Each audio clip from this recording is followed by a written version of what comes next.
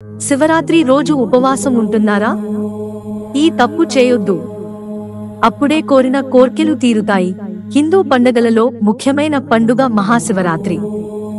దేశవ్యాప్తంగా హిందువులు జరుపుకునే ప్రధాన పండుగల్లో ఇది కూడా ఒకటి.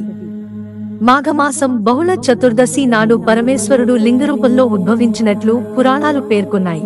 లింగోద్భవం జరిగిన రోజే మహాశివరాత్రిగా జరుపుకుంటారు. శివుడి పండుగల్లో ఇది ప్రధానమైంది. మహాశివరాత్రి రోజు ఉపవాసం, జాగరణ ఉండటం హిందువుల సంప్రదాయం. ఉపవాసం ఉండే ముందు రోజు, ఉపవాసం మరుసటి రోజు మాంసాహారం, గుడ్డు మొదలైనవి తినకూడదు. మద్యపానం సేవించరాదు. ఎలాగూ ఉపవాసం చేస్తున్నాం కదా, ఉదయం లేస్తే ఆకలి తట్టుకోవడం కష్టమని ఆలస్యంగా లేస్తారు కొందరు. అలా చేయకూడదు. ఉపవాసం ఉండే రోజు ఉదయం సూర్యోదయానికి ముందే నిద్రలేచి, తలపై నుంచి స్నానం చేసి శివదర్శనం చేసుకుని శివనామస్మరణతో ఉపవాసం ఉండాలి. రాత్రి వేళలో శివలింగానికి పూజలు చేస్తూ జాగారం చేయాలి.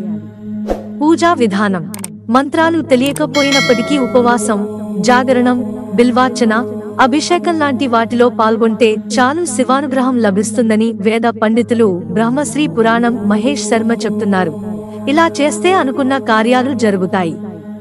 శివరాత్రి రోజు ఉపవాసం, జాగరణ చేయటం వల్ల సకల సంపదలు చేకూరుతాయని వారు సూచిస్తున్నారు. శివరాత్రి మొత్తం శివనామంతో ఓం నమః శివాయ అనే పంచాక్షరి మహామంత్ర జపం, స్మరణతో జాగరణ మీలో నిక్షిప్తమై ఉన్న అనంతమైన శక్తిని జాగృతం చేస్తుంది. శివరాత్రి మరునాడు ఉదయం శివాలయాన్ని సందర్శించి ప్రసాదం తీసుకుని ఇంటికి వచ్చి భోజనం చేసి ఉపవాస వ్రతం ముగించాలి. అందరూ గుర్తుపెట్టుకోవలసిన ముఖ్య విషయం: శివరాత్రి నాడు ఉపవాసం, జాగరణ చేసిన వారు తరువాతి రోజు రాత్రి వరకు నిద్రించకూడదు. అప్పుడే సంపూర్ణ ఫలం దక్కుంటుందని పురాణాలు చెబుతున్నాయని పండితులు చెబుతున్నారు. మహాశివరాత్రి రోజున శివ ప్రతిష్ఠ చేసినా, శివపార్వతుల కళ్యాణం చేసినా ఎంతో శ్రేష్టం.